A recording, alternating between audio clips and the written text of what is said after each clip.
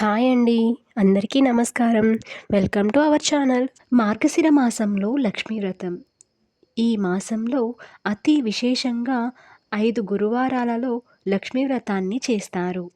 మార్గశిర మాసంలోని 4 గురువారాలు మరియు పుష్యమాసంలోని ఒక గురువారాన్ని కలిపి ఇలా 5 గురువారాలు తీసుకొని లక్ష్మీ వ్రతం చేస్తారు. ఈ వ్రతం చేయటం వలన అప్పుల బాధల నుంచి బయటపడతారు. అలానే ఆర్థిక ఇబ్బందుల నుంచి కూడా బయటపడే మార్గం అమ్మవారు ఇస్తుందని నమ్ముతారు. అఖండ ఐశ్వర్యం కలుగుతుందని నమ్ముతారు. అలానే ఇంట్లో నుంచి దరిద్రం పోతుందని పండితులు చెబుతున్నారు. ఈ 5 వారాలలో అమ్మవారికి ఏ ఏ నైవేద్యాలు పెట్టాలో చూద్దాం. మొదటి గురువారం పులగం, రెండవ గురువారం పరమాన్నం, మూడవ గురువారం ఉండ్రాళ్ళు, నాలుగవ గురువారం చిత్రాన్నం లేదా పులిహోర, 5వ గురువారం పూర్ణం బూరెలు. దీపారాధన చేసేటప్పుడు నెయ్యితోనే చేయాలి. అలాగే ఒత్తులను కూడా 3 ఒత్తులను ఒకటిగా చేసి వెలిగించాలి. ఒకవేళ బుడ్డ ఒత్తిని వాడితే దానిని ఒకటిగా వేసి వెలిగించవచ్చు.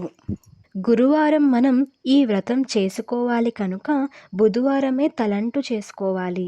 గురువారం తలంటు చేసుకోకూడదు. ఎందుకంటే వ్రతం చేసే రోజు తలంటు చేసుకోకూడదు అంటారు కాబట్టి. సుమంగళి స్త్రీలు కాబట్టి ఒట్టి నీళ్లను పోసుకోకూడదు. కాస్త పసుపును నీటిలో వేసుకొని వాటిని తలంటు పోసుకోవాలి. జుట్టు మొత్తం ఆరిపోయిన తరువాతనే ముడి వేసుకొని పూజలో కూర్చోవాలి. కలశం ఆనవాయితీ ఉన్నవారు కలశం పెట్టుకోవచ్చు. లేకపోతే అమ్మవారి విగ్రహం కానీ ఫోటో కానీ పెట్టుకొని పూజ చేసుకోవచ్చు. ముందు ఏ పూజ చేసినా మొదటగా వినాయకుడిని పూజించాలి. తరువాత మనకు ఏవైతే స్తోత్రాలు వస్తాయో అవి చదవాలి. కనకదార స్తోత్రం కానీ, ఖడ్గమాల కానీ, లక్ష్మీ అష్టోత్తరం కానీ, లక్ష్మీ సహస్రనామ స్తోత్రం కానీ, శ్రీ సూక్త స్తోత్రం కానీ చదువుతూ అమ్మవారికి కుంకుమ పూజ చేసుకోవాలి. ఒకవేళ మనకు ఏ స్తోత్రాలు రావనుకోండి, శ్రీ మహాలక్ష్మే నమః అని కానీ, శ్రీమాత్రే నమః అని కానీ కుంకుమార్చన చేసుకుంటే సరిపోతుంది. పూజ చేసే వరకు ఏ ఆహారం తీసుకోకూడదు అని వ్రతంలోనే ఉంటుంది. కాబట్టి ఎటువంటి ఆహారం తీసుకోకూడదు. అమ్మవారి మీదనే దృష్టి పెట్టాలి. వ్రతకథ అయిపోయాక ఆ ప్రసాదం మీరు తీసుకోవచ్చు. అలాగే ఇంట్లో అందరికీ కూడా పంచిపెట్టవచ్చు.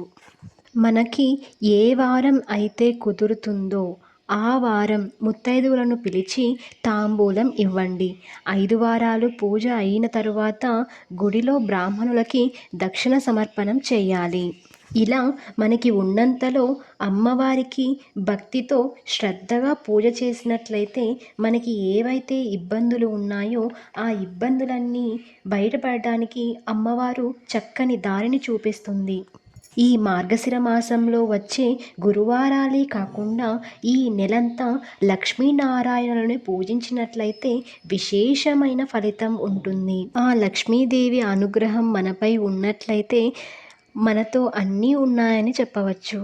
ఈ వీడియో కనుక మీకు నచ్చినట్లయితే లైక్ చేయండి, షేర్ చేయండి, సబ్స్క్రైబ్ చేసుకోవడం మర్చిపోకండి. Thank you for watching.